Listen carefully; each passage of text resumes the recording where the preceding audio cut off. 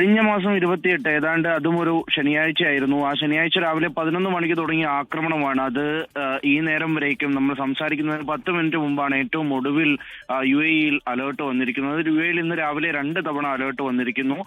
ഇന്നലെയും ഇന്നും കാര്യമായി UAE കേന്ദ്രീകരിച്ചുള്ള ആക്രമണം ഉണ്ടാകുന്നു എന്നാണ് മനസ്സിലാകുന്നത്.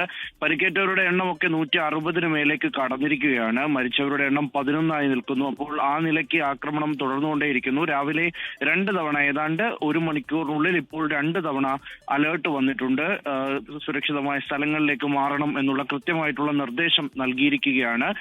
അതിനപ്പുറത്തേക്ക് ഈ ബഹ്റൈൻ കേന്ദ്രീകരിച്ചും കാര്യമായിട്ടുള്ള ആക്രമണം രാവിലെ നടക്കുന്നതായിട്ടുള്ള വിവരങ്ങൾ പുറത്തു വരുന്നുണ്ട്. ഇന്നലെ രാവിലെ ബഹ്റൈൻ കേന്ദ്രീകരിച്ച ആക്രമണം ഉണ്ടായിരുന്നില്ല. ബഹ്റൈനിൽ കാര്യമായിട്ടുള്ള ആക്രമണം ഇന്നലെ നടന്നതായിട്ടുള്ള വിവരങ്ങൾ പ്രതിരോധ മന്ത്രാലയം അറിയിക്കുന്നുമില്ല. പക്ഷേ ഇന്ന് പുലർച്ചെ ഇപ്പോൾ 2 തവണ ബഹ്റൈനിലും അലാം മുഴങ്ങിയിട്ടുണ്ട്. അത് സൈറൺ മുഴക്കിയിരിക്കുന്നു. ആളുകൾ സുരക്ഷിത സ്ഥലത്തേക്ക് മാറണം എന്നുള്ള മുന്നറിയിപ്പ് കൃത്യമായി നൽകിക്കൊണ്ടിരിക്കുകയാണ്.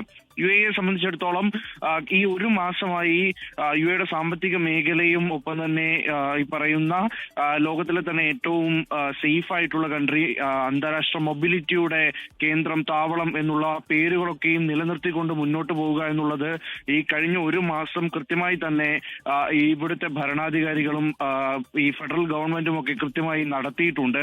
ആ നിലയ്ക്ക് എത്ര നാൾ ഇനി മുന്നോട്ട് പോകാൻ കഴിയും, എത്ര വേഗത്തിൽ ഈ യുദ്ധം അവസാനിപ്പിക്കാമോ അത്ര വേഗത്തിൽ അവസാനിപ്പിക്കണം എന്ന നിലയിലേക്കാണ് UAE ഇപ്പോൾ കാര്യങ്ങൾ മുന്നോട്ട് കൊണ്ടുപോകുന്നത്. അത് കേവലം ഹോർമുസ് കടലിടുക്ക് തുറക്കുന്നതുമായി ബന്ധപ്പെട്ട് മാത്രമാകരുത് ഈ ഒരു ചർച്ചകൾ പുരോഗമിക്കേണ്ടത് എന്നുള്ള ഔദ്യോഗികമായിട്ടുള്ള ഒരു നിലപാട് UAE അറിയിച്ചു കഴിഞ്ഞിരിക്കുന്നു.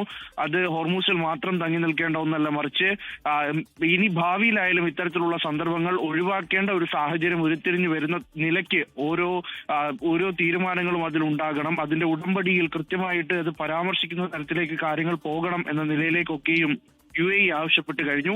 എന്തായാലും പരമാധികാരത്തിനെതിരായിട്ടുള്ള ഒരു നീക്കങ്ങളെയും അംഗീകരിക്കാൻ കഴിയില്ല എന്ന് UAE പ്രസിഡന്റിന്റെ ഉപദേഷ്ടാവ് അൻവർ ഗർഗാഷ് കഴിഞ്ഞ ദിവസം രാത്രിയും വ്യക്തമാക്കുകയുണ്ടായി. അപ്പോൾ ആ നിലയിലേക്ക് കാര്യങ്ങൾ കുറച്ചുകൂടി UAE ആക്റ്റീവായി ഈ ഒരു വിഷയത്തിൽ ഇടപെടുന്ന നിലയിലേക്ക് കാര്യങ്ങൾ പോകുന്നുണ്ട്.